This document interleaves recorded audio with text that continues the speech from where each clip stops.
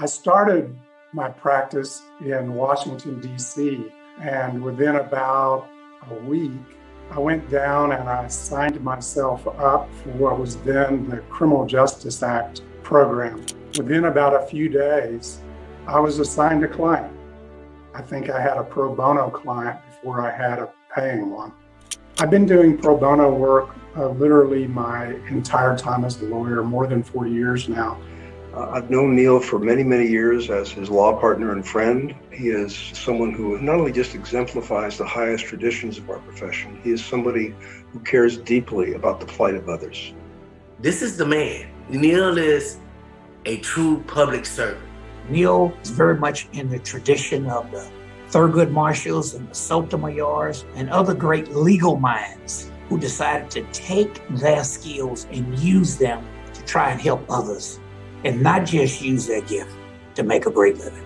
We need more Neal nannies to join the fight.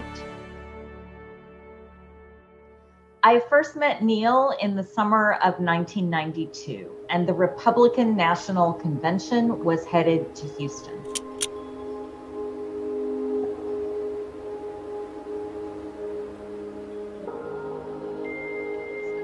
We were not going to let them prevent us from caring for our patients.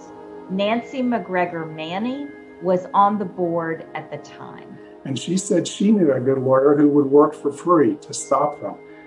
That was me, and I did.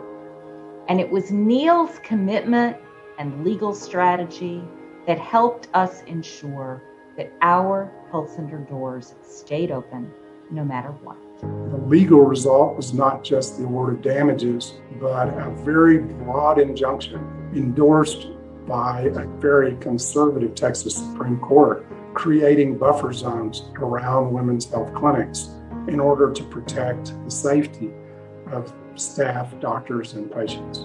If I had to use just 3 or 4 words to describe Neal, I would have to say fierce, talented, dedicated, fearless, heroic, tenacious, brilliant, and unstoppable. Neal is the example of what an attorney should be. When he's all in, he's all in. He gives you his whole heart. I met Neal Manne in 2010 after I was released and exonerated from death row. I read this incredible story about this man who had spent 18 and a half years in prison for a crime he didn't commit. I really was intrigued to know this man.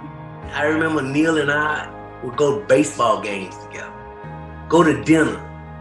He would want to meet my family. And in 2014, Neal agreed to come aboard and represent me in a grievance complaint against the prosecutor that had wrongfully convicted me. He helped me get a rogue prosecutor disbarred for life. But not only did he represent me, that was another case, Dwayne Brown, who's also exonerated. So Neal took that case on, and it must have dragged on for a good 5 years. And that really says a lot about his tenacity in willing to take on cases like this and stick with it. Well, ironically, I'm suing Harris County, which Rodney Ellis is one of the governing officials of, but he is a strong supporter of bail reform. And so we have collaborated in as many ways as are appropriate in trying to bring reform to the money bail system in Houston. Neal was the person who took the lead on the case, and he was just phenomenal. It's been a huge win for our community. It's actually made the community not just more fair, but more safe. Neal is truly an inspiration. And if we could just get another 100 Neals out there, I think we could change America. When you talk about someone who just gives his all to the causes that they believe in. Yeah, Neal he's that guy. He's that guy. When I think about pro bono work, I really believe that my most meaningful and enjoyable pro bono cases are still yet to come.